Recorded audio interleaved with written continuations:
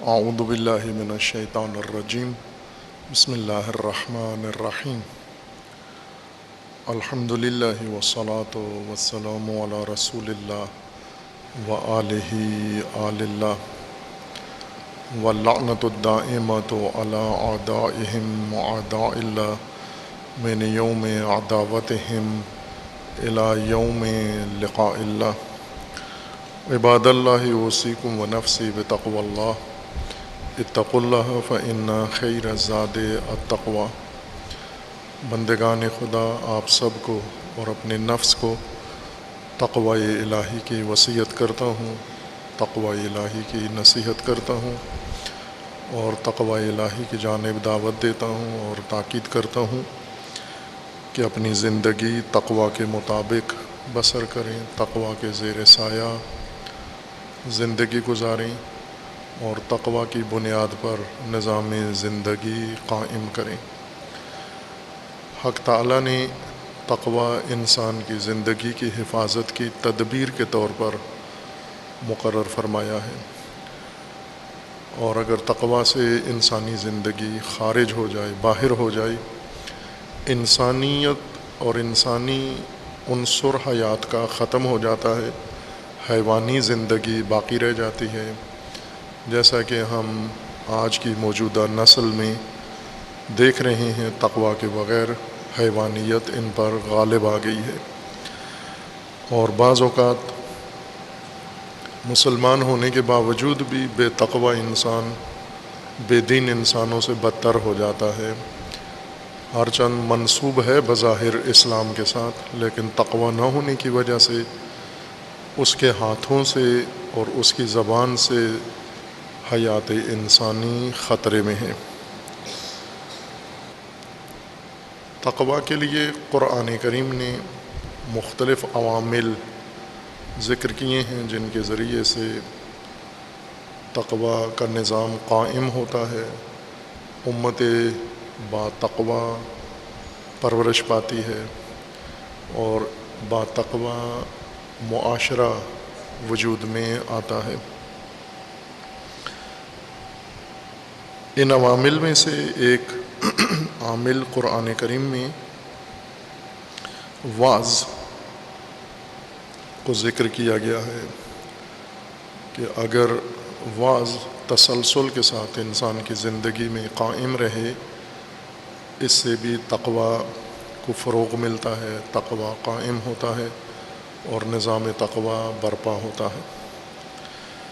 سورہ مبارکہ اعراف میں خداوند تبارک و تعالی نے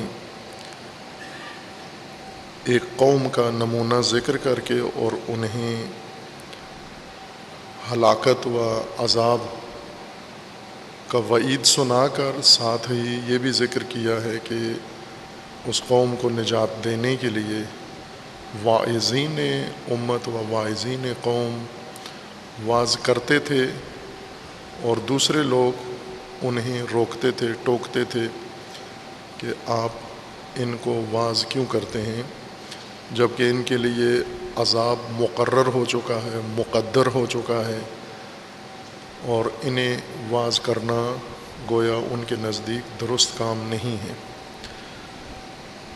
ان کا جواب یہ تھا کہ ہم انہیں وعظ اس لیے کرتے ہیں، ان مجرمین کو، بے تقوی انسانوں کو، جن نے اپنی زندگی بھی خطرات میں ڈال دی ہے اور دوسروں کی زندگی کے لیے خطرہ ہیں۔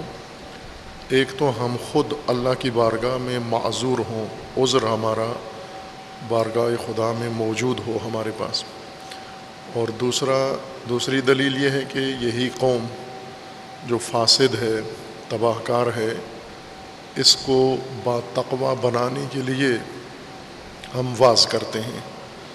سورہ اعراف آیا 164 میں اللہ تعالیٰ کا فرمانا ہے وَإِذْ قَالَتْ أُمَّةٌ مِّنْهُمْ لِمَ تَعِظُونَ قَوْمًا اللَّهُ مُهْلِكُهُمْ أَوْ مُعَذِّبُهُمْ عَذَابًا شَدِيدًا قَالُوا مَعْذِرَةً إِلَىٰ رَبِّكُمْ وَلَعَلَّهُمْ يَتَّقُونَ۔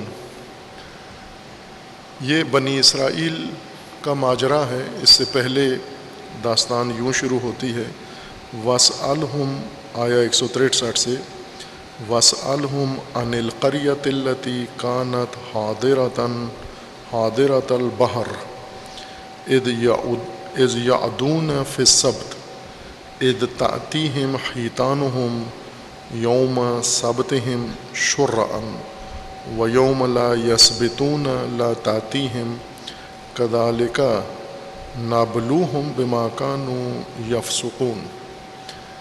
رسول اکرم صلی اللہ علیہ وآلہ وسلم کو فرمان ہے کہ آپ ان یہود سے پوچھئے ماجرا اہل قریہ کا جو دریا کے کنارے، بحر کے کنارے آباد تھے، گاؤں تھا، بستی تھی، اور اس کے مکین یوم السبت تعدی کرتے تھے، تجاوز کرتے تھے، اور ادب یوم سبت مراعات نہیں کرتے تھے۔ جس طرح مسلمانوں کے لیے اللہ تعالیٰ نے یوم الجمعہ مقرر کیا ہے عبادت کے لیے، بندگی کے لیے، تقوی کے لیے، اجتماع کے لیے، امت سازی کے لیے، یہود کے لیے خداوند تبارک و تعالیٰ نے ہفتے کا دن یوم السبت مقرر کیا تھا۔ اور اسی طرح مسیحیت کے لیے یوم احد، اتوار، کہ وہ اپنا یوم عبادت و روز بندگی اس دن کو قرار دیں، اس دن بارگاہ خدا میں حاضر ہو کر اور وہ عمل جو اللہ نے ان سے طلب کیا ہے وہ بجا لائیں۔ مختلف شرائع میں مختلف امتوں کے لیے یہ ایام مقرر کیے گئے ہیں۔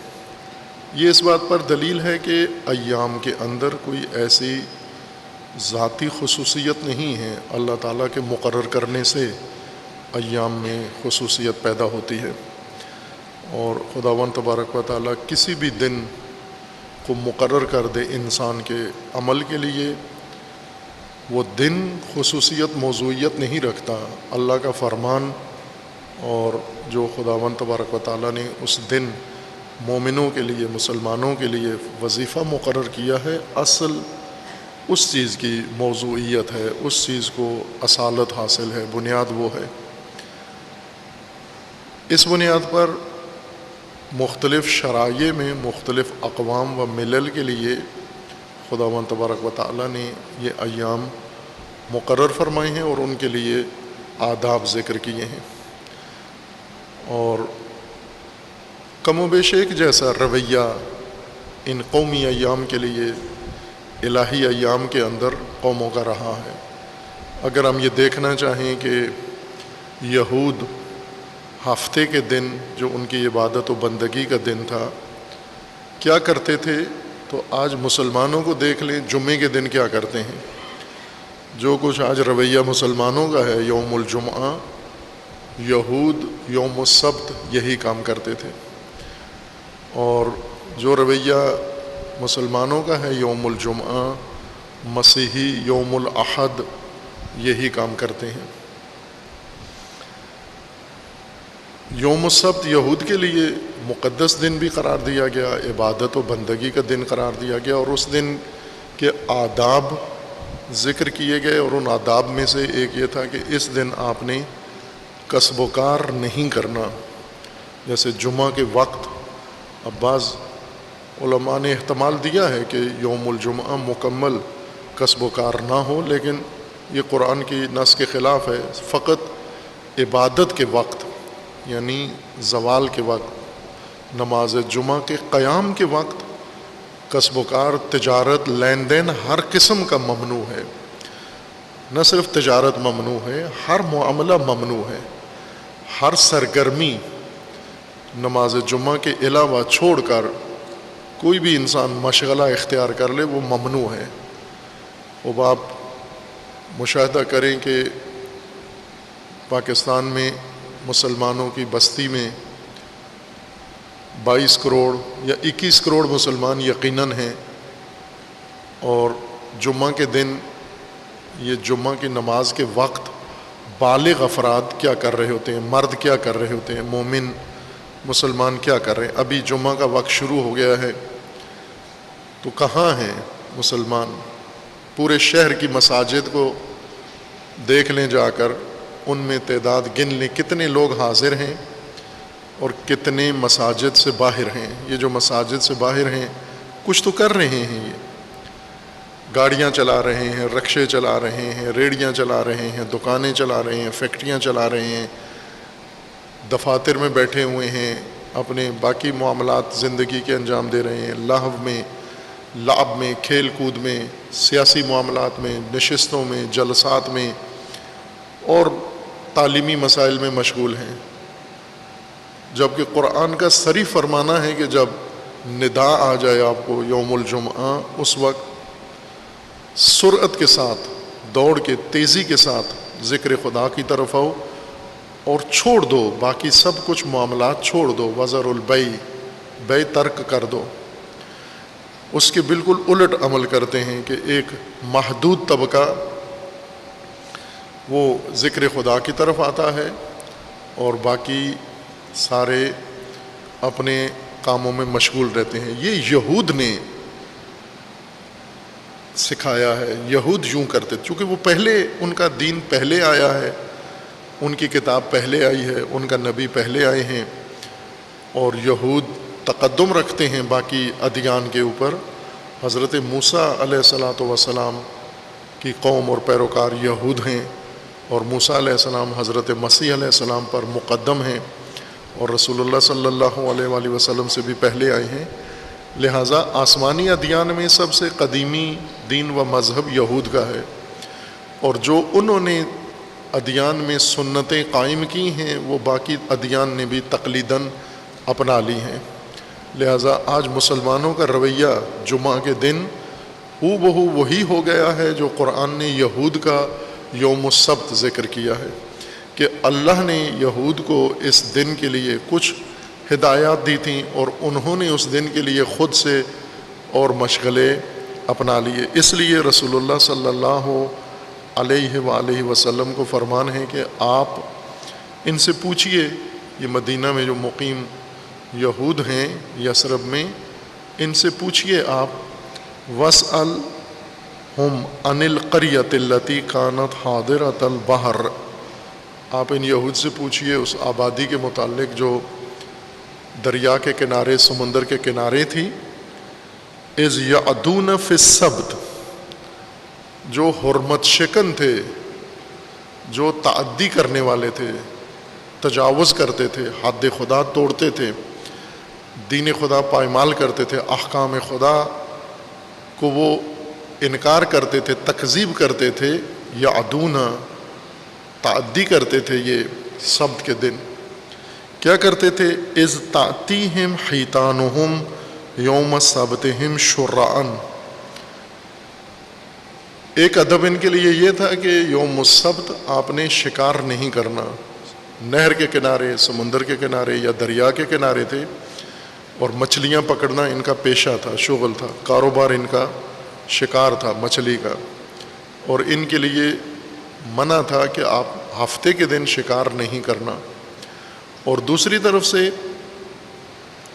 ہفتے کے دن مچھلیاں ساحل پہ آتی تھیں، جہاں شکار کے جال لگائے جاتے تھے، وہاں پر ہفتے کے دن صرف مچھلیاں آتی تھیں، باقی پورا 6 دن مچھلیاں گہرے پانی میں ہوتی تھیں، ہفتے کے دن مچھلیاں اس ساحلی پانی میں جہاں پر سطح کم ہے پانی کی وہاں آ جاتی تھیں، جہاں سے انہیں پکڑنا آسان ہوتا ہے۔ اور یہ بھی ایک ان کا امتحان تھا، آزمائش ہے کہ جس چیز سے انسان کو، مومن کو روکا جاتا ہے، پھر اس کی ابتلا، اس کی آزمائش بھی اس میں کروائی جاتی ہے۔ جس چیز سے روکا جاتا ہے وہی سامنے لا کر کھڑی بھی کر دی جاتی ہے کہ آیا یہ مومن اس سے رکتا ہے یا نہیں۔ چونکہ ایسے پارسا بہت ہیں جو ممنوع امور کا ارتکاب نہیں کرتے، اس لیے نہیں کرتے کہ ان کی پہنچ نہیں ہے، ان کی دسترس میں نہیں ہے، طاقت نہیں ہے، عاجز ہیں یہ گناہ کرنے سے، اس لیے نہیں کرتے۔ یہ متقی لوگ نہیں ہیں، یہ پارسا نہیں ہیں۔ پارسا متقی وہ لوگ ہیں جس چیز سے ان کو روکا گیا ہے وہ ان کے معرض عمل میں بھی ابتلا میں بھی ہے، اور پھر رکتے ہیں اپنے ارادے سے، اس کا ارتکاب نہیں کرتے، یہ باتقوا انسان ہے۔ اب جیسے بہت سارے لوگ ہیں نشہ نہیں کرتے، کیوں نہیں کرتے؟ چونکہ ملتا نہیں ہے ان کو۔ یہ نہیں ہے باتقوا انسان، قابل بھروسہ انسان۔ وہ انسان قابل بھروسہ ہیں جنہیں نشہ ملتا ہے لیکن نہیں کرتے، ان کے سامنے دوسرے لوگ خریدتے ہیں بیچتے ہیں، یہ نہیں کرتے، یہ باتقوا لوگ ہیں۔ ورنہ جن سے زبردستی کچھ چیزیں چھڑا دی گئی ہیں، جیسے یہ طلاب ہیں، ان سے بہت ساری چیزیں زبردستی جبری طور پر چھڑوا دی گئی ہیں۔ اگر یہ دعویٰ کریں کہ ہم اتنے سال مدرسے میں رہے ہیں، ہم نے نشے کو منہ نہیں لگایا، وہ اس لیے کہ نشہ وہاں ملتا نہیں تھا آپ کو، یہ اپنے اندر دعویٰ نہیں کر سکتے کہ ہم بہت باتقوا ہیں۔ باتقوا وہ لوگ ہیں جن کو ملتا ہے اور نہیں کرتے۔ یا نامحرم سے رابطہ رکھنا، نامحرم کو نگاہ نہ کرنا، یہ وہ امور ہیں جو بہت سارے لوگ نہیں کرتے۔ کیوں نہیں کرتے؟ چونکہ نامحرم کے ساتھ رابطہ میسر نہیں ہے ان کو۔ جیسے جیلوں میں قیدی ہیں، مدرسوں کے طالب علم ہیں، یا اور پابند لوگ ہیں جن کے اوپر ایک ڈسپلن ہے، یا فوجی ہیں چھونیوں میں رہتے ہیں، یہ نہیں کرتے، نامحرم سے تعلق نہیں ہوتا، کیسے تعلق رکھیں؟ چاہیں بھی تو نہیں کر سکتے۔ لیکن وہ لوگ جو آزاد زندگی میں ہیں اور صبح و شام نامحرم ان کے سامنے ہے اور پرہیز کرتے ہیں، یہ باتقوا لوگ ہیں۔ اس لیے اللہ تعالیٰ کا یہ قانون ہے کہ جس چیز سے روکا جائے گا آپ کو، اس کی ابتلا و آزمائش کا بھی موقع بنایا جائے گا کہ آپ انجام دیتے ہیں یا نہیں۔ یہود کے ساتھ یہی ہوا، ہفتہ کے دن مچھلی کا شکار منع کر دیا گیا، اور ہفتہ کے دن ہی مچھلی ساحل پہ آ جاتی تھی، باقی 6 دنوں میں نہیں آتی تھی جب یہ مچھلی پکڑنے کی کوشش کرتے تھے۔ وَيَوْمَ لَا يَسْبِتُونَ لَا تَأْتِيهِمْ كَذَلِكَ نَبْلُوهُمْ بِمَا كَانُوا يَفْسُقُونَ۔ اللہ تعالیٰ کا فرمان ہے كَذَلِكَ نَبْلُوهُمْ، اس طرح ہم آزماتے ہیں، فاسقوں کو اس طرح آزماتے ہیں۔ فاسق کو پرکھنا، مومن سے الگ کرنا کہاں ممکن ہے؟ پابند ماحول میں نہیں فاسق اور مومن میں فرق ہوتا، ابتلا میں فرق ہوتا ہے۔ یہ جب معرض ابتلا میں جاتا ہے وہاں پر فاسق اور مومن میں فرق ظاہر ہوتا ہے۔ اور بنی اسرائیل کے مومن اور فاسق ہفتے کے دن مشخص ہوتے تھے، مسلمانوں کے مومن اور فاسق جمعہ کے دن مشخص ہوں گے، عیسائیوں کے مومن اور فاسق اتوار کے دن معین ہوں گے۔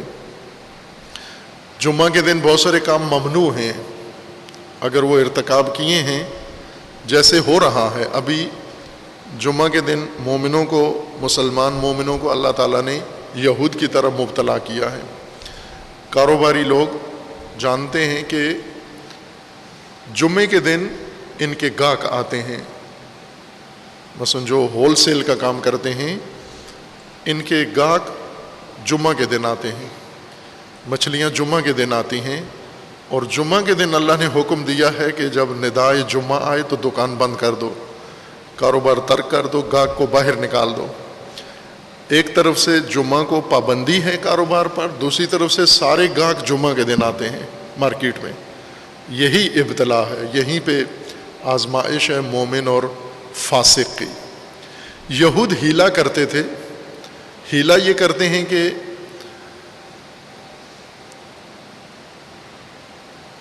سمندروں سے نہریں بنا کر، نالیاں بنا کر دریا سے حوض بنائے ہوئے تھے، اور ہفتے کے دن نالیوں میں مچھلیاں حوضوں کے اندر آ جاتی ہیں، اور ہفتے کے دن وہ نالیاں بند کر دیتے۔ جب مچھلیاں حوض میں جمع ہو جاتی تو یہ نالی بند کر دیتے کہ واپس دریا میں نہ جا سکیں، اور پھر اتوار کے دن حوض سے ساری مچھلیاں پکڑ لیتے تھے، اپنے تئیں انہوں نے چالاکی کی ہے کہ ہفتے کے دن مچھلی نہیں پکڑی، صرف مچھلی پھنسائی ہے، اور اتوار کے دن مچھلی پکڑ لی ہے۔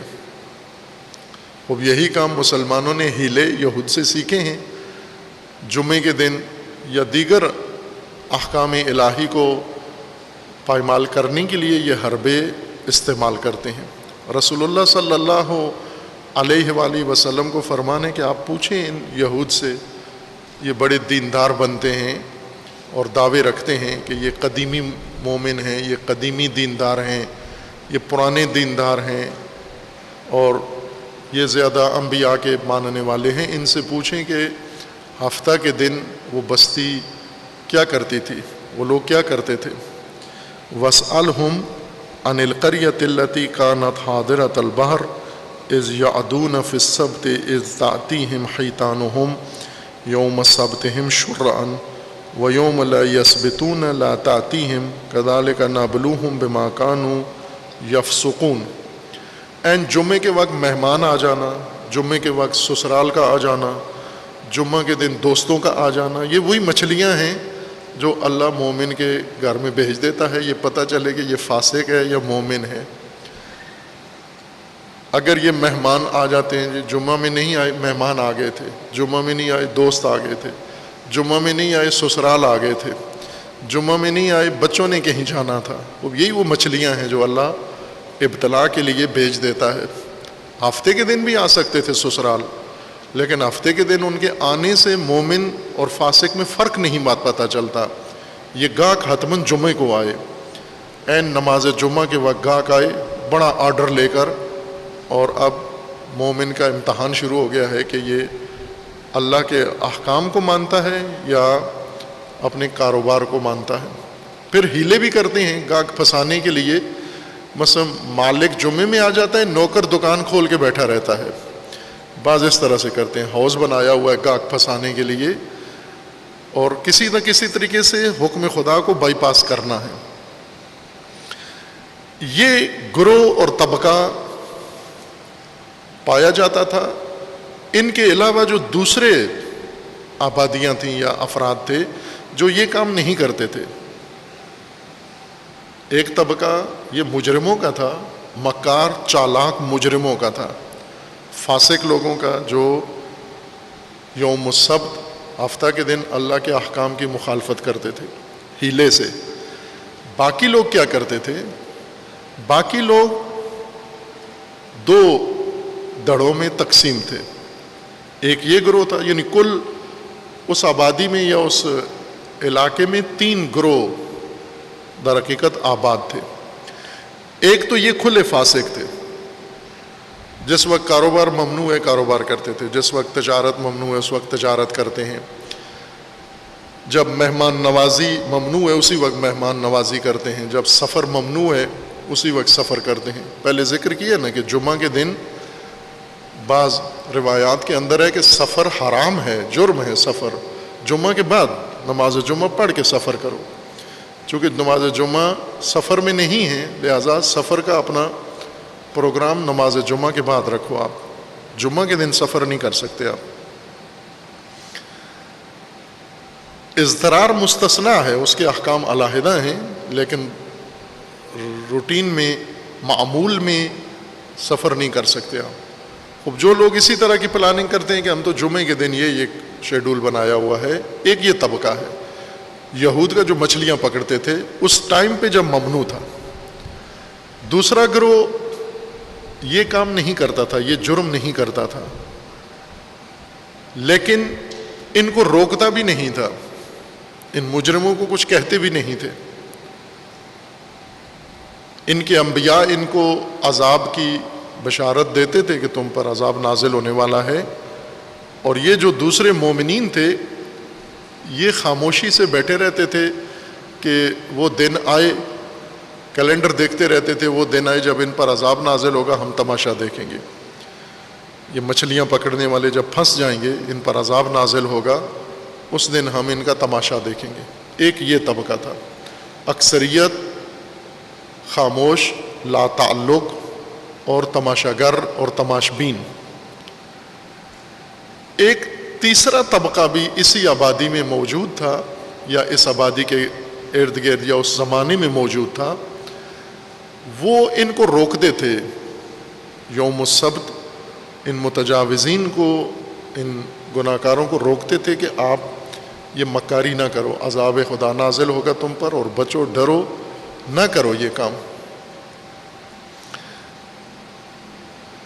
3 گروہ: مجرم، خاموش اور مجرموں کو روکنے والے، وعظ و نصیحت کرنے والے. یہ 3 گروہ تھے. جو خاموش طبقہ تھا، لا تعلق،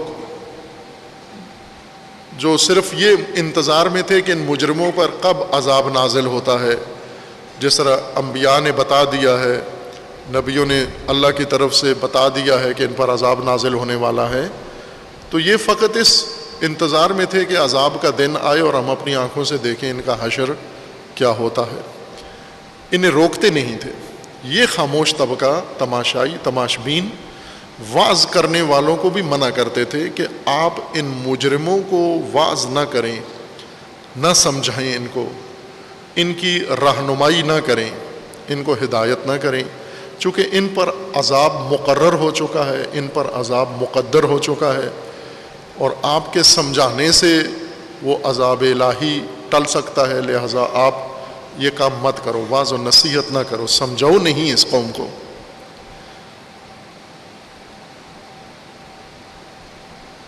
واعظین ان کو جواب دیتے تھے کہ ہم ان کو کیوں واعظ کرتے ہیں، کیوں لازمی ہے ہم پر کہ یہی طبقہ مجرم جو ہفتے کے دن جرم کرتا ہے اور خود قانون خدا، حکم خدا توڑتا ہے. آج کی مثال دیں مسلمانوں کی، جمعہ کے دن جو جرم کرتے ہیں، جرم یعنی جمعہ ترک کر کے باقی عام کام کاروبار کرتے ہیں، اکثریت خاموش ہے، انہیں کچھ بھی نہیں کہتے.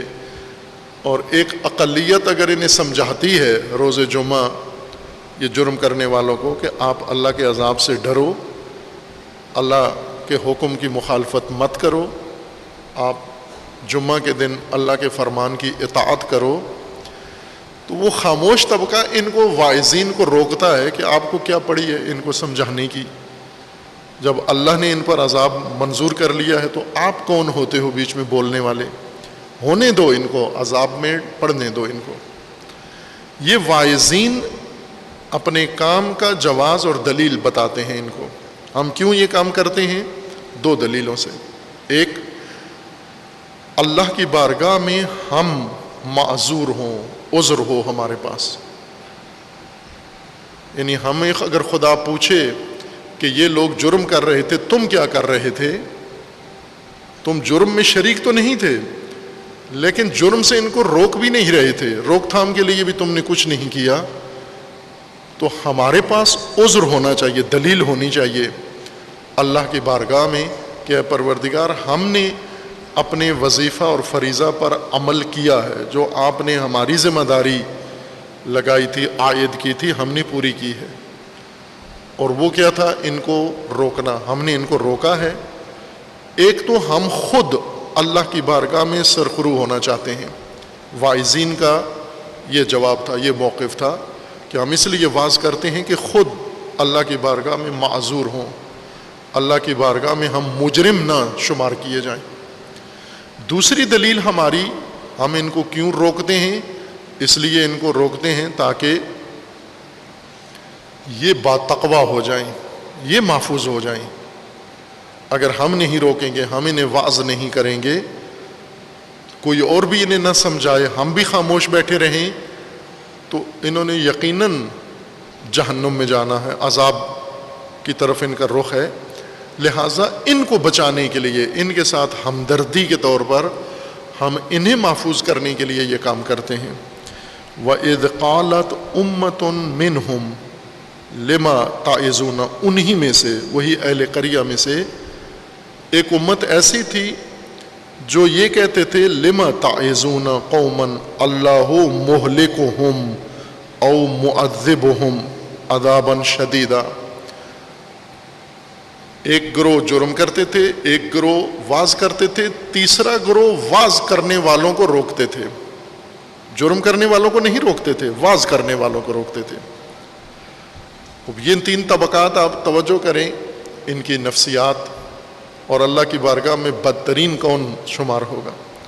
مثلا آج آپ سماجی مسائل دیکھ لیں، مذہبی مسائل دیکھ لیں، فرقہ واریت دیکھ لیں. ایک گروہ فرقہ واریت پھیلاتا ہے، ایک گروہ فرقہ واریت کو روکنے کی کوشش کرتا ہے، تیسرا گروہ روکنے والوں کی مذمت کرتا ہے کہ آپ کیوں روکتے ہو ان کو، فرقہ واریت پھیلانے والوں کو.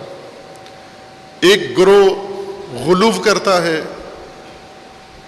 شرک کرتا ہے، دوسرا گروہ ان مشرکوں کو روکتا ہے، تیسرا گروہ روکنے والوں پر حملہ کرتا ہے کہ آپ مشرکوں کو کیوں روکتے ہو آپ. یہ 3 طبقات ہیں. جو گروہ روکتا ہے وہ عذر پیش کرتا ہے، وہ دلیل دے رہا ہے کہ ہم اس لیے ان کو روکتے ہیں کہ ایک تو ہم اللہ کی بارگاہ میں مجرم نہ بنیں. اگر ہمارے سامنے ہم میں سے ہی ایک گروہ اٹھ کر جرم شروع کرے اور ہم خاموش تماشائی بیٹھے رہیں، وہ جرم کی وجہ سے مجرم ہوں گے، ہم خاموش تماشائی بننے کی وجہ سے مجرم ہوں گے. اس لیے ہمارا فریضہ ہے امر بالمعروف اور نہی عن المنکر اور واز. ہم واز کر کے در حقیقت اپنے آپ کو بچا رہے ہیں، انہیں واز کر کے، انہیں روک کر، ورنہ ہم بھی مجرم ہوں گے. اگر مشرکین کو نہ روکا جائے تو جو نہیں روک رہے یہ بھی مجرم ہوں گے. اور دوسرا یہ ہے کہ ہم انہیں بھی بچانا چاہتے ہیں، انہیں ہم نصیحت کرنا چاہتے ہیں، واز کرنا چاہتے ہیں تاکہ یہ باتقوا ہو جائیں. وَإِذْ قَالَتْ أُمَّةٌ مِّنْهُمْ لِمَ تَعِظُونَ قَوْمًا اللَّهُ مُهْلِكُهُمْ أَوْ مُعَذِّبُهُمْ عَذَابًا شَدِيدًا. ایک امت ان میں سے کہتی تھی آپ کیوں روکتے ہو ان شکاریوں کو، ان پر تو اللہ نے عذاب کرنا ہے، ہلاک کرنا ہے اللہ نے ان کو. قَالُوا مَعْذِرَةً إِلَىٰ رَبِّكُمْ، ہم تمہارے پروردگار کی بارگاہ میں عذر کے لیے، تاکہ ہم معذور ہوں، ہمارا کوئی جرم نہ ہو، ہم اس لیے اللہ کی بارگاہ میں خود اپنے تحفظ کے لیے ان کو روکتے ہیں، ورنہ ہم خود مجرم شمار ہو جائیں گے. اور دوسری دلیل یہ ہے وَلَعَلَّهُمْ يَتَّقُونَ، اور دوسری دلیل یہ کہ ان کو محفوظ کرنے کے لیے، یہ شکاری، یہ یوم السبت کے مجرم، ان کو اس جرم سے بچانے کے لیے، محفوظ رکھنے کے لیے ہم ان کو واعظ کرتے ہیں. اس آیہ شریفہ میں واعظ کو تقوی کا ایک اہم مؤثر عامل ذکر کیا گیا ہے ماجرائے بنی اسرائیل کے ضمن میں، کہ واعظ تقوی کے نظام کے لیے مؤثر ہے. لیکن ہمیں پہلے شروع سمجھنا ہوگا، چونکہ واعظ کا قرآن کریم نے خوبصورت فریضہ مقرر کیا ہے. واعظ فرض ہے. اردو میں ہمارے بول چال میں واعظ اپنا معنی کھو بیٹھا ہے، کھوکھلا لفظ ہے بالکل، جس طرح دیگر بہت سارے دینی معارف اپنے معانی کھو بیٹھے ہیں، صرف الفاظ ہیں بے معنی. پہلے ان کی وضاحت کی جائے، واعظ ہوتا کیا ہے، واعظ کی حقیقت کیا ہے، اور واعظ کا تعلق تقوی سے کیسے ہے، اور واعظ تقوی میں کیسے مؤثر ہوتا ہے، اور واعظ کا فرق اس کے مشابہ ابواب کے ساتھ. واعظ اور امر بالمعروف میں کیا فرق ہے، واعظ اور تعلیم و تعلم و تذکر میں کیا فرق ہے، واعظ اور اس طرح کے دیگر امور میں کیا آپس میں مشابہت ہے، کیا مماثلت ہے اور کیا مفارقت ہے. یہ وہ ابواب ہیں جو اس باس میں انشاءاللہ آپ کی خدمت میں عرض ہوں گے. اللہ تعالیٰ کی بارگاہ میں دعا ہے خداوند تبارک و تعالیٰ ہمیں معارف قرآن و دین کو صحیح طور پر حقیقی معانی کے ساتھ سمجھنے کی توفیق عطا فرمائے، اور پروردگار ہمیں زیور تقوی و لباس تقوی سے آراستہ ہونے کی توفیق عطا فرمائے، اور خداوند تبارک و تعالیٰ امت با تقوی بننے اور بنانے کی اللہ تعالیٰ ہمیں توفیق عنایت فرمائے انشاءاللہ. اعوذ باللہ من الشیطان الرجیم. بسم اللہ الرحمن الرحیم. انا اعطیناک الکوثر فصل لربک وانحر ان شانئک هو الابتر.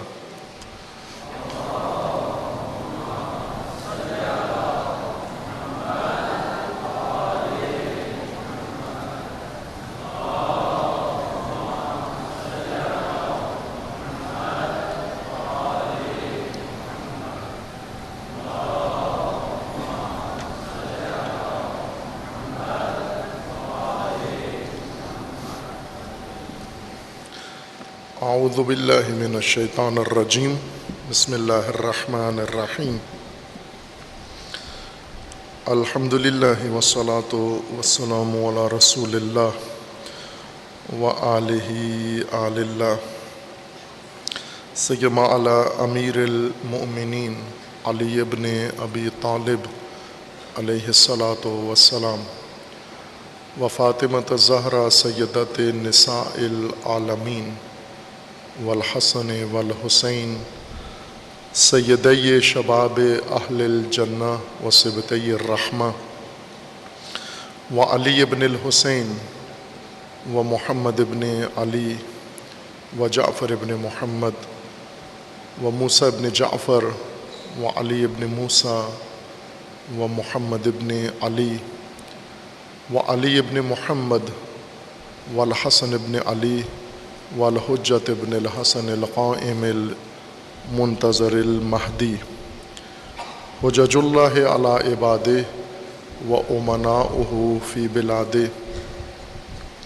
واللعن علی اعدائہم اجمعین من الآن الی قیام یوم الدین عباد اللہ اوصیکم ونفسی بتقوی اللہ اتقوا اللہ فإن خیر الزاد التقوی بندگان خدا آپ سب کو اور اپنے نفس کو تقوی الہی کی وصیت کرتا ہوں، تقوی الہی کی نصیحت کرتا ہوں، تقوی الہی کی جانب دعوت دیتا ہوں اور تاکید کرتا ہوں کہ اپنی زندگی تقوی کے مطابق بسر کریں، تقوی کے زیر سایہ زندگی گزاریں اور تقوی کی بنیاد پر نظام زندگی قائم کریں۔ تقوی انسانی زندگی کی تدبیر ہے حفاظت کے لیے، انسانی زندگی کے تمام امور، معاملات اور پہلو تقوی کے ذریعے سے قابل حفاظت ہیں، بغیر تقوی کے معرض ہلاکت و تلف میں ہیں۔ تقوی کی بھرپائی کے لیے، تقوی کے قیام کے لیے، نظام تقوی کے قیام کے لیے، امت با تقوی کی تربیت کے لیے، تعلیم کے لیے اور با تقوی معاشرہ قائم کرنے کے لیے حق تعالی نے اہتمام فرمایا ہے نظام ہدایت میں، اور اس کا ایک بڑا اہم حصہ تقوی کے قیام کا یوم الجمعہ اور صلاۃ الجمعہ کی صورت میں مقرر کیا ہے۔ نماز جمعہ معمول کے ایام سے ہٹ کر ایک عبادت اللہ نے مقرر کی ہے، اس میں اجتماع کو لازم قرار دیا ہے، اس اجتماع کے اندر خطبات کو لازم قرار دیا ہے، خطبہ کا مضمون خطبات کا مقرر فرمایا ہے، کن امور پر خطیب جمعہ نے تاکید کرنی ہے، اور اسی طرح اس کے اندر عبادت کا رکعاتی عمل بھی اللہ تعالیٰ نے مقرر فرمایا ہے۔ لیکن یہ توفیق اللہ تعالیٰ کی مومنوں سے سلب ہوئی ہے شبہات کی وجہ سے، بے رغبتی کی وجہ سے، اور بعض علماء نے ان شبہات کا ازالہ کیا ہے، جن میں اہم مرحوم شہید ثانی رحمۃ اللہ علیہ ہیں، جنہوں نے عملاً بھی اور علماً بھی یہ جہاد کیا ہے، احیاء کیا ہے نماز جمعہ کو اور شبہات کا ازالہ کیا ہے۔ اتفاقاً جن شبہات کے نتیجے میں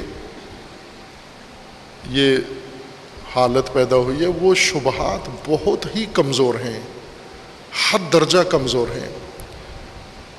بعض اوقات شبہ بہت قوی ہوتا ہے، مضبوط شبہ ہوتا ہے، اس کو حل کرنا آسان نہیں ہوتا، بہت ہی ٹھوس فقی چاہیے ہوتا ہے، بڑا ماہر عالم چاہیے ہوتا ہے، زیرک دانا جو ان شبہات کا جواب دے سکے۔ ہیں ایسے شبہات علوم کے اندر بھی موجود ہیں، دین کے اندر بھی، دین کے معاملے میں بھی موجود ہیں، اعتقادی مسائل میں موجود ہیں، فقہی مسائل میں ایسے شبہات پائے جاتے ہیں جو دشوار شبہات ہیں، ہر عالم ان شبہات کا جواب نہیں دے سکتا، لیکن جن شبہات کے نتیجے میں وجوب نماز جمعہ کا انکار کیا گیا ہے وہ بہت ہی کمزور شبہات ہیں، ایک طالب علم کے درجے کے شبہات ہیں، ان کے لیے شہید ثانی جیسا فقی نہیں چاہیے، ایک طالب علم بھی ان شبہات کو برطرف کر سکتا ہے۔ لیکن ہمارے نظام میں، اجتہادی نظام میں ایک مشکل ہے جو بہت سارے علماء نے، مجتہدین نے اس کی طرف اشارہ کیا ہے، جیسے شہید مطہری رضوان اللہ تعالیٰ علیہ نے اس موضوع کو واضح کر کے کھولا ہے، اور وہ یہ ہے تقلیدی اجتہاد۔ تقلیدی اجتہاد کا مطلب یہ ہوتا ہے کہ ایک مجتہد آنکھیں بند کر کے محض مقلد بن جائے کسی اور مجتہد کا، سابقہ مجتہد کا، کسی بڑے مجتہد کا، اور یہ عمل رہا ہے۔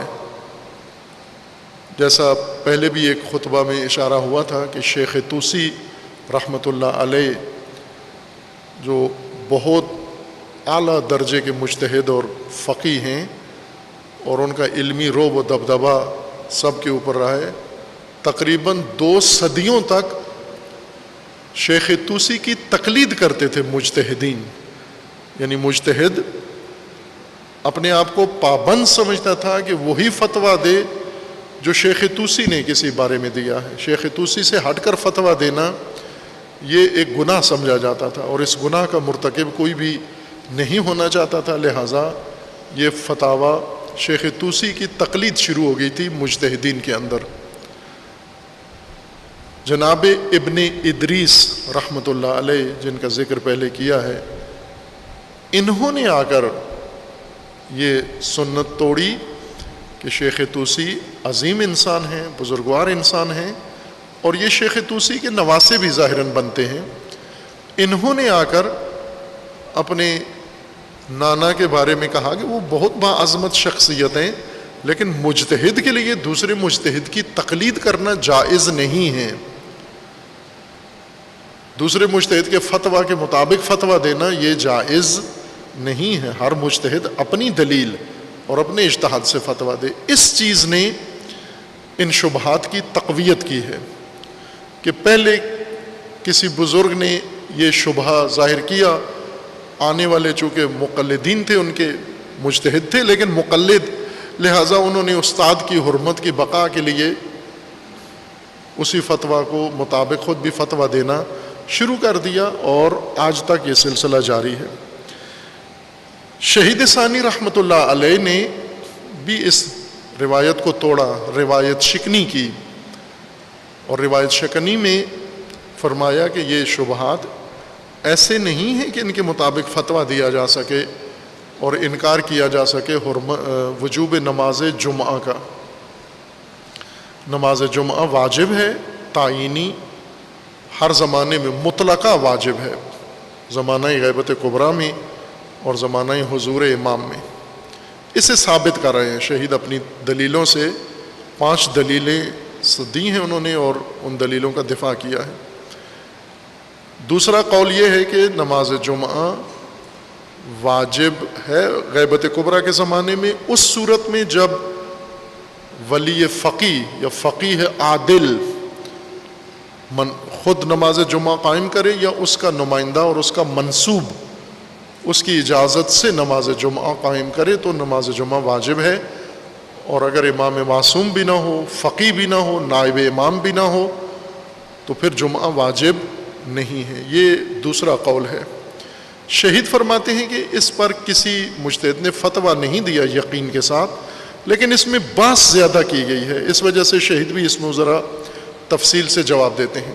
اس میں عرض کیا تھا کہ یہ اس بنیاد پر ہے چونکہ یہ بات تشیع میں مسلمات میں سے ہے، اختلافات میں سے نہیں ہے، مختلفات میں سے نہیں ہے، مسلمات میں سے ہے کہ رسول اللہ صلی اللہ علیہ وآلہ وسلم اللہ کی طرف سے دین کی حجت ہیں، اور رسول اللہ صلی اللہ علیہ وآلہ وسلم کے بعد امام معصوم اوصیاء ائمہ اطہار اللہ کے حکم سے اور رسول اللہ کے فرمان کے مطابق یہ حجت ہیں دین کے احکام کے لیے. اور زمانہ غیبت کبریٰ میں فقہا نائب ہیں امام کے، نیابتاً دین میں وہ حجت ہیں. یہ مسلمات میں سے ہے، نہ کہ اختلاف ہے، کچھ لوگ اس کو مانتے ہیں کچھ نہیں مانتے. یہ تمام علماء فقہا کے درمیان اتفاقی مسئلہ ہے کہ غیبت کبریٰ کے زمانے میں فقہا نائب ہیں، نیابت رکھتے ہیں ائمہ کی.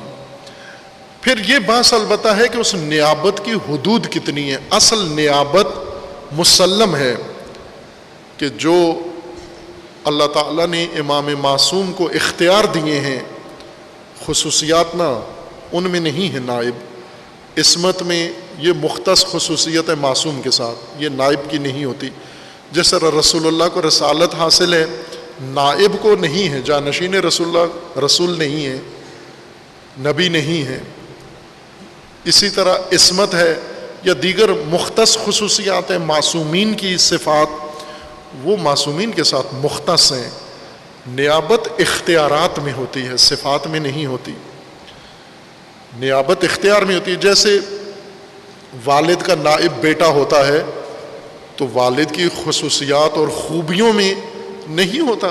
ممکن ہے والد بہت دانا شخص ہو، پڑھا لکھا آدمی ہو اور بہت عرفہ و اعلیٰ والا صفات ہو، بیٹا نہ ہو، لیکن اموال میں، جائیداد میں، املاک میں، باقی امور میں جو اختیارات والد کے تھے مال کے اوپر، وہی بیٹے کے ہیں.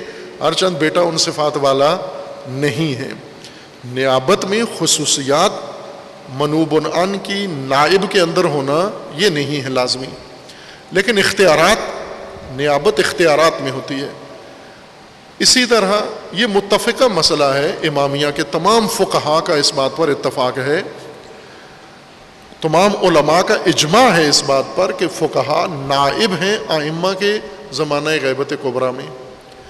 پھر یہ بات ہے کہ نیابت کا دائرہ کہاں کہاں تک ہے.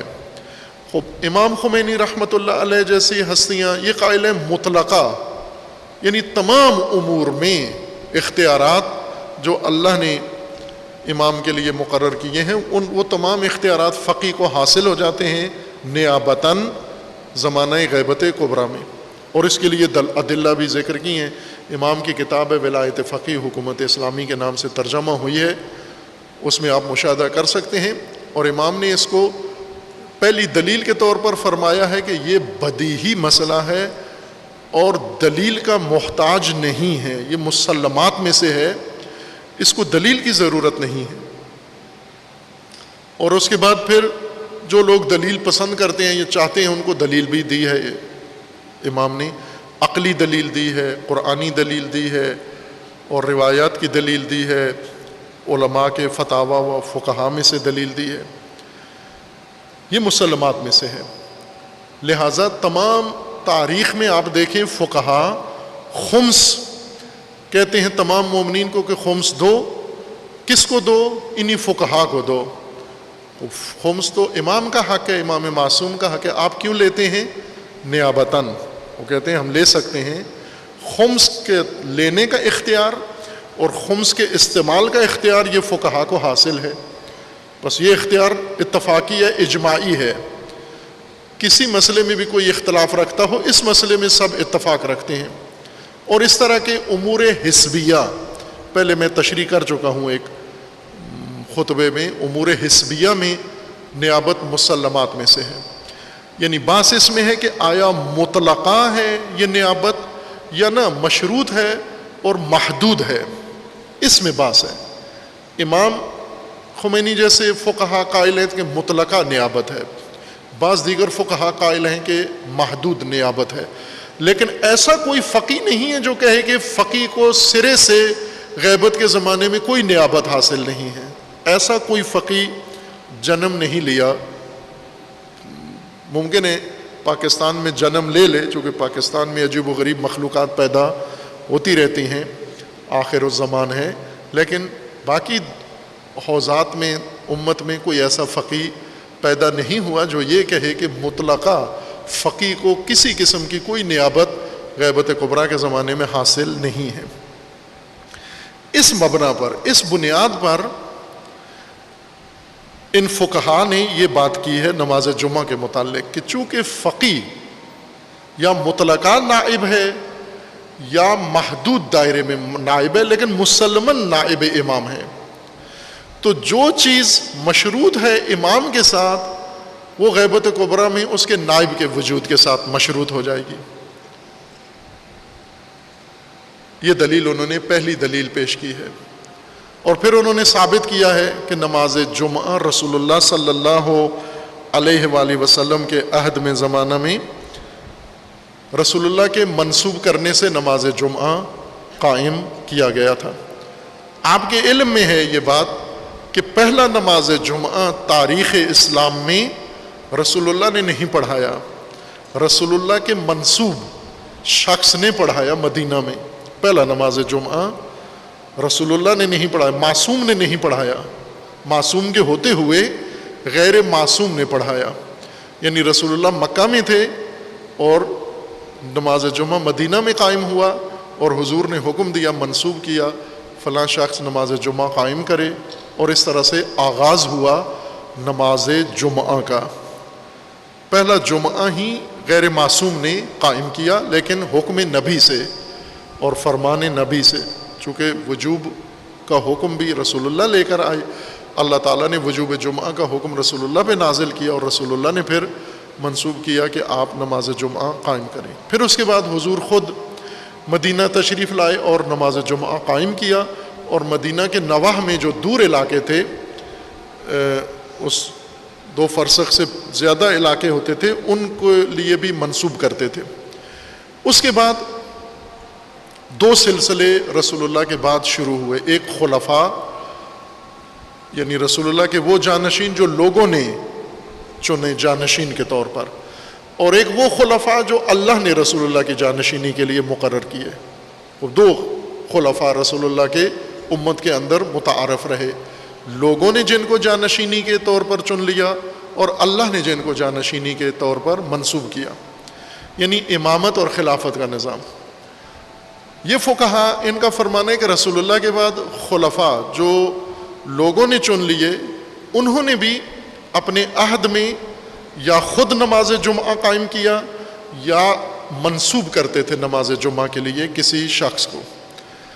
اور دوسرا جو خلافت کا سلسلہ ہے امامت والا، وہ بھی ایسا ہی تھا، اس میں امیر المومنین علیہ السلام نے اپنے عہد میں یا خود نماز جمعہ قائم کیا یا نماز جمعہ کے لیے منسوب کیے امام جمعہ مختلف جگہوں پر۔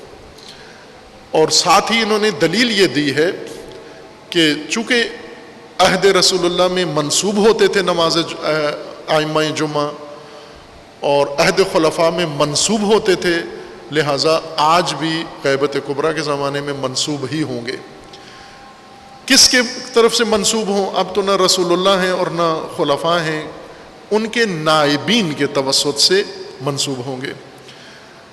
اور دلیل انہوں نے یہ دی ہے کہ رسول اللہ جس طرح قاضی بھی رسول اللہ منسوب کرتے تھے، امام بھی رسول اللہ منسوب کرتے تھے، امام جماعت و امام جمعہ، اسی طرح خلفاء کے عہد میں یہ سارے منصب خلفاء منسوب کرتے تھے، اور ائمہ کے عہد میں ائمہ اطہار یہ منصب منسوب کرتے تھے اس منصب پر۔ لہٰذا غیبت کے زمانے میں ان کے نائبین نے وہ تمام لوگوں کو منسوب کرنے جو عہد معصومین میں معصومین منسوب کیا کرتے تھے۔ یہ ایک دلیل ہے جو علماء نے پیش کی ہے۔ خوب عرض کیا تھا کہ اس کی بنیاد درست ہے کہ غیبت کبریٰ میں فقہا نائب ہیں امام کے، یہ مسلمات تشیع میں سے ہے، اس میں ایک فقیہ کو بھی تردید نہیں ہے، کوئی مخالف نہیں ہے، فقط نیابت کے دائرہ کار میں اقوال متعدد ہیں کہ مطلقہ ہے یہ نیابت یا محدود ہے، وہ مشروط ہے۔ مشروط والے یہ کہتے ہیں کہ بھلے یہ چند امور کے ساتھ مشروط ہے، باقی میں نہیں ہے، مطلقہ نہیں ہے۔ امام خمینی اور امام خمینی کے جو فقہا ہم فکر ہیں، فراوان ہیں، وہ فرماتے ہیں مطلقہ ہے، یہ نیابت فقہا کو مطلقہ حاصل ہے۔ یہ مبنی درست ہے، لیکن اس دلیل سے جو غیبت کبریٰ کے زمانے میں نماز جمعہ کے بارے میں جو نتیجہ لیا گیا ہے، شہید ثانی فرماتے ہیں کہ اس دلیل سے نماز جمعہ کا غیبت کبریٰ کے زمانے میں فقی کی اجازت سے مشروط ہونا ثابت نہیں ہوتا، اس دلیل سے ثابت نہیں ہوتا۔ کیوں ثابت نہیں ہوتا؟ اس لیے کہ ہر چند رسول اللہ کے زمانے میں منسوب کرتے تھے، رسول اللہ فرماتے تھے خود ائمہ کو، اور خلفاء کے زمانے میں بھی یہ کام ہوتا رہا، اور امیر المومنین نے بھی اپنے عہد حکومت میں منسوب کیا، لیکن وہ تو صرف نماز جمعہ کے لیے منسوب نہیں کرتے تھے، نماز جماعت کے لیے بھی منسوب کرتے تھے۔ رسول اللہ نماز جماعت کس نے پڑھانی ہے، یہ رسول اللہ فرماتے تھے فلاں نماز جماعت پڑھائے فلاں علاقے میں، جس مبلغ کو صحابی کو حضور بھیجتے جاؤ جا کر فلاں علاقے میں تبلیغ کرو، ساتھ فرماتے جماعت بھی قائم کرنا۔ اسی طرح خلفاء کس مسجد میں کس نے نماز پڑھانی ہے، یہ جنگ میں کس نے نماز پڑھانی ہے، خلفاء منسوب کرتے تھے کہ آپ نے نماز جماعت پڑھانی ہے۔ مثلا جنگوں میں باقاعدہ جہاں سالار جنگ معین ہوتا تھا وہاں امام جماعت بھی منسوب ہوتا تھا کہ جنگ کے دوران اس نے نماز پڑھانی ہے، اس نے جنگ لڑوانی ہے، اس نے سپلائی دینی ہے، یہ سب عہدے منسوب کرتے تھے۔ اور امام علی علیہ السلام بھی ایسا ہی تھا کہ قاضی بھی منسوب کرتے تھے، اور امام جمعہ بھی منسوب کرتے تھے، اور امام جماعت بھی منسوب کرتے تھے۔ اب اگر اس دلیل کو آپ دلیل قرار دیتے ہیں کہ غیبت کبریٰ کے زمانے میں نماز جمعہ چونکہ وہ منسوب کرتے تھے لہٰذا غیبت کبریٰ میں بھی منسوب ہونا چاہیے، اور منسوب کرنے والے چونکہ رسول اور امام نہیں ہیں بس فقی کو کرنا چاہیے، تو پھر تو نماز جماعت یومیہ بھی مشروط ہو جاتی ہے، چونکہ وہ نماز جماعت کے لیے بھی منسوب کیا کرتے تھے۔ اب اگر آپ کہیں کہ نہ نماز جماعت میں شرط نہیں ہے فقی کا منسوب نماز جماعت پڑھائے، جمعہ میں شرط ہے، تو وہ دلیل چاہیے اس کے لیے، اس فرق کے لیے۔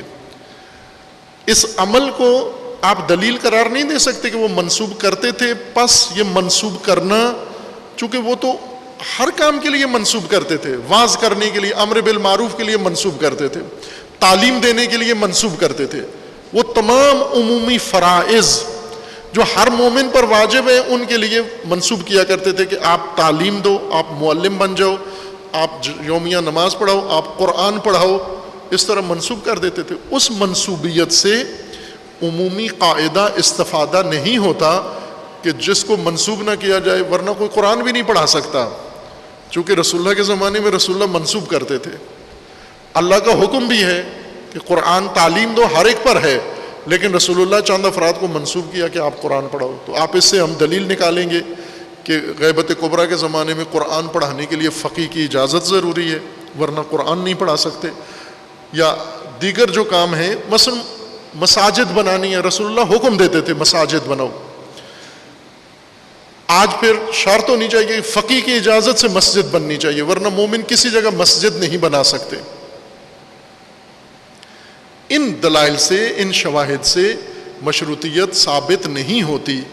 وہ جو منسوب فرماتے تھے وہ شرطیت کی وجہ سے منسوب نہیں فرماتے تھے، سہولت کے لیے، یعنی مومنین خود مردد ہوتے تھے کس کے پیچھے نماز پڑھیں کس کے پیچھے نہ پڑھیں، یا ان میں اختلاف ہو جاتا تھا، کچھ کہتے اس کے پیچھے پڑھو، کچھ کہتے اس کے پیچھے پڑھو۔ یہ رفع تنازع کے لیے، ان کی سہولت کے لیے، ان کی رہنمائی کے لیے منسوب کر دیتے تھے، نہ کہ امام جماعت منسوب کرنا فرائض رسالت میں سے ہے، یا فرائض امامت میں سے ہے، یا فرائض فقہا میں سے ہے۔ سہولت کے لیے یہ کام کرتے تھے۔ جیسے ابھی تقسیم کار کرتے ہیں تو کسی ایک شخص کو جب مردد ہوتے ہیں کہ بھئی کس کے کہنے پر یہ کام کرنا ہے، مسئول کون ہوگا، تو کسی ایک کو کہہ دیتے ہیں یہ ہے، تاکہ نظم برقرار رہے، ڈسپلن برقرار رہے، اختلاف نہ ہو، نزاع نہ ہو، جھگڑا نہ ہو، چونکہ ہر ایک کی خواہش ہوتی ہے میں نماز پڑھاؤں، اور ہوتا ہے ابھی ایسے معاملات میں کئی لوگ آگے کھڑے ہو جاتے ہیں کہ میں نے نماز پڑھانی ہے، تو یہاں رفع اختلاف کے لیے کسی ایک کو نامزد کر دیتے تھے کہ آپ نماز پڑھاؤ۔ ان دلائل سے حضور منسوب کرتے تھے، وہ ایسا نصب نہیں تھا جو شرط ہو کہ منسوب ہی پڑھا سکتا ہے، ورنہ کئی مواقع پر حضور نے نہیں بھی منسوب کیا، انہوں نے خود اپنی ثوابدید سے کسی کے پیچھے نماز پڑھ لی تو وہ باطل تو نہیں تھی، ٹھیک نماز تھی وہ۔ اسی طرح خلفاء کے زمانے میں اسی طرح ائمہ کے زمانے میں انہوں نے جو منسوب کیے سہولت امر کے لیے یہ منسوب کرتے تھے، نہ کہ شرط تھی منسوب کرنا. بس یہ پہلی دلیل جو ان فقہا نے دی ہے، چونکہ غیبت کبریٰ میں فقہا نیابت رکھتے ہیں امام کی، پس اس بنیاد پر نماز جمعہ کا قیام بھی مشروط ہے فقی کی اجازت سے. شہید فرماتے ہیں یہ دلیل تام نہیں ہے، چونکہ اصل منوب عن کے لیے ثابت نہیں ہے، یہ شرط نائب کے لیے کیسے ثابت ہوگی؟ یعنی جب پہلے بحث کی ہے کہ نماز یومیہ پڑھانے کے لیے شرط نہیں ہے کہ امام معصوم امام متعین کریں، امام جماعت. نماز جمعہ بھی اسی قبیل سے ہے، امام جمعہ معین کرنا نماز جماعت یومیہ کے امام کی طرح ہے کہ کسی جگہ سہولت کے لیے منسوب کر دیتے تھے، کسی جگہ لوگ خود قائم کر سکتے تھے، شرط نہیں تھی. جب امام کے لیے شرط نہیں، شرطیت ثابت نہیں ہوئی، تو فقی کے لیے بھی یہ شرط ثابت نہیں ہے. یہ ایک قول ہے، جو دلیل ہے جو شہید نے ذکر کر کے اس کا جواب بھی دے دیا ہے. دوسری دلیل ایک روایت کے طور پر نقل کرتے ہیں محمد ابن مسلم کی کہ غیبت کبریٰ کے زمانے میں ولی فقی یا فقی کی شرط ہے امام جماعت یا نماز جمعہ قائم کرنے کے لیے شرط ہے منسوب وہ کرے. روایت پیش کرتے ہیں، اس روایت کو بھی شہید ذکر کر کے اور جواب دیتے ہیں کہ اس روایت سے بھی یہ شرطیت ثابت نہیں ہوتی. خداوند تبارک و تعالی ہمیں سب مومنین کو، سب مسلمین کو پروردگار فہم دین عطا فرمائے انشاءاللہ، فہم قرآن عطا فرمائے انشاءاللہ، اور اہل بیت علیہ السلام کی تعلیمات کو سمجھنے اور ان کے مطابق عمل کرنے کی اللہ تعالیٰ توفیق فرمائے، اور شعائر الہیہ کو قائم کرنے کی اللہ تعالیٰ سب کو توفیق عنایت فرمائے انشاءاللہ. اعوذ باللہ من الشیطان الرجیم، بسم اللہ الرحمن الرحیم. قل هو اللہ احد اللہ الصمد لم یلد ولم یولد ولم یکن لہ کفوا احد.